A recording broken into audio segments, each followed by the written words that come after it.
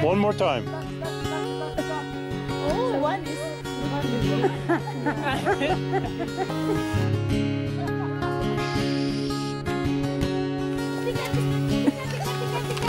Louder! Tika, tika, tika, tika!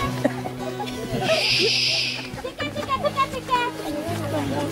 Tika, tika! Tika, tika, tika, tika!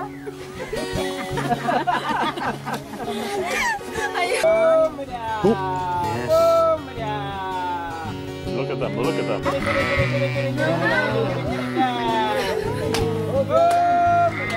That's amazing. Isn't that amazing? They are coming. Oh my God. Woo! Oh my God. I can't believe it. Oh my God. These two white boys.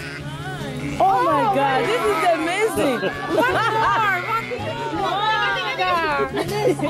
What is the message? If you are truly sons and daughters of God, when God calls, you hear Him and you obey Him.